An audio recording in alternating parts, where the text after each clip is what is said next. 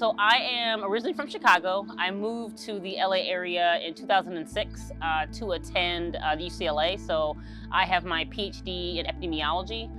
Before that, I was at the University of Michigan where I got my master's in public health. And then for undergrad, I actually went to the University of Iowa where I got a degree in microbiology.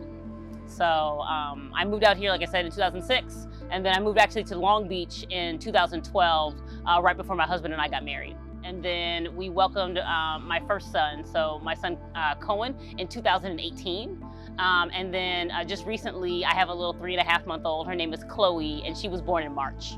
She had a very, very monumentous birth, though. So what ended up happening is I started going into labor on a Friday. And, I labored all day. I was blessed to have a doula. She came over that night and, helped my husband and I kind of labor until I got to what they call like the 511, which is like, your contractions are 5 minutes apart, lasting, at least 1 minute for 1 hour. And at that point, she sent us to the hospital. And so we got to the hospital. Now, unfortunately, because of COVID, they have all of these kind of parameters and restrictions, right? So my husband actually couldn't come upstairs with me. So I had to go get triaged by myself. As soon as I got up to triage, basically all of my contractions stopped.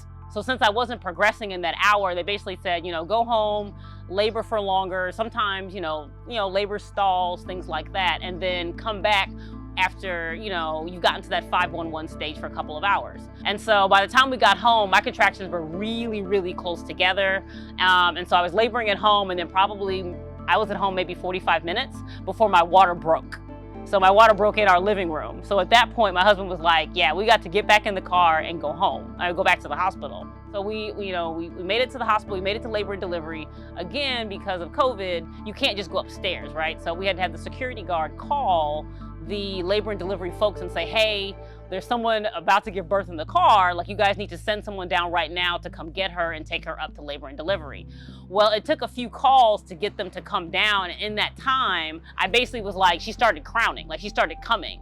And so I actually gave birth to my daughter in the back seat of the car before the labor and delivery people were actually able to make it downstairs. Finally, they came down, they cut her cord in the back seat. They took my daughter upstairs, and then they got me in a gurney, and then they took me upstairs.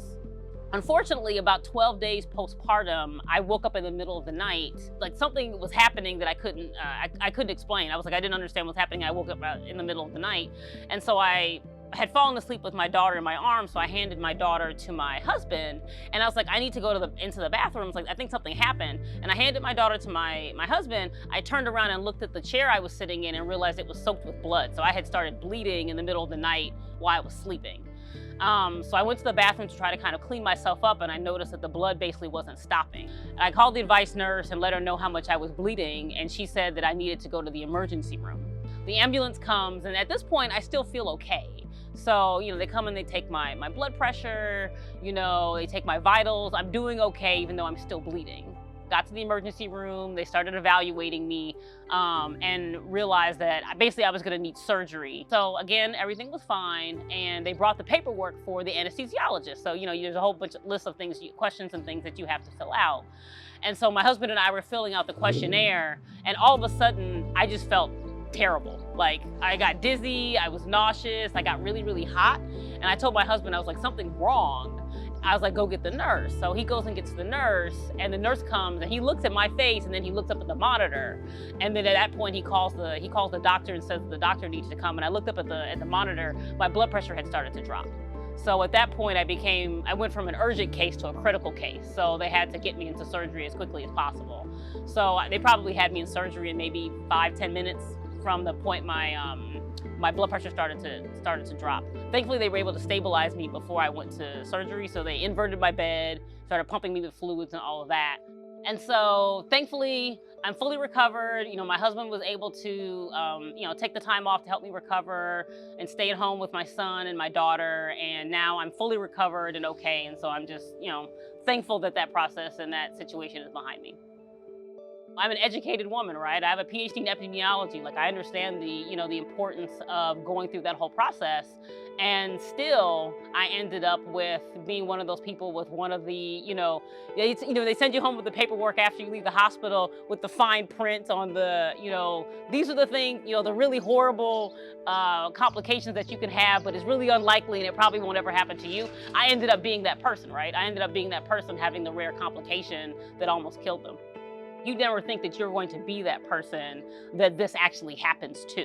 And so this is one of the reasons why I'm really grateful for Black Infant Health, because, while I'm somebody who doesn't need a lot of physical resources, right? I have a good job, my husband has a good job, we're able to own our own home, and we have those privileges. The support that I got from BIH from an emotional standpoint was what was really, really monumental to me, right? I had a coalition of women with BIH and then other mothers that were in the program with me that I could share my birth story with. And there were other women who shared experiences like mine that I could kind of talk to, kind of commiserate with, and feel vulnerable with, right? Like, I didn't have to feel like I had to shy away from parts of my story, or maybe this is too graphic or too difficult, right? Like, I had a safe space where I could kind of talk through my emotions related to what had happened to me. And so now it's something that I've gotten used to, and I can really think about my situation and appreciate it for what happened, and share my story as kind of a cautionary tale as well for other women, but particularly Black women. As Black people, but particularly Black women, there are not always a lot of safe spaces for us to share our concerns and things that have happened to us. I had something happen to me at the hospital, right? Like, I had, because of my experience with the issue of being sent home and then ended up giving birth in the car, right? That's a traumatic experience all in its own, right? And then thinking about what happened with my postpartum period, my very significant complications, right? And then, like I said, in the back of my mind, really thinking, well, if I wasn't a Black woman, right? Or if I wasn't Black, would this have happened to me? While I believe that the hospital system that I was part of did everything right, as a Black person living in America, you always have questions. Well, what's kind of the common denominator here, right? And then you start processing those things in your head, and you can't process that honestly with everybody, right? People who have not lived as a Black person in America don't necessarily experience, institutional racism and what comes along with that, right? And not knowing if the reason why maybe your care was different or you had these complications had to do with your race. And so BIH being exclusively for Black women allowed me a space to share my story with women who would relate to it, right? And so it allowed me to be open about my story and nuanced about my story in ways that I might not be in every setting. From a physical, emotional, and mental standpoint, I'm in a really good place now. I've actually gone back to work now, still working from home. But I'm in a very good place now. So, and I attribute a lot of that to the support I got from the Black Infant Health Program. I think I would end this conversation saying that if you are a Black woman and you are considering getting pregnant, you are pregnant, you've just given birth, run towards a Black Infant Health Program. Like, find one that's in your area, join it, connect with the staff. They are an invaluable resource, and honestly, you won't realize how much you need them until you're in the middle of your pregnancy or your postpartum period, and you will really value the relationship that you build as part of that program.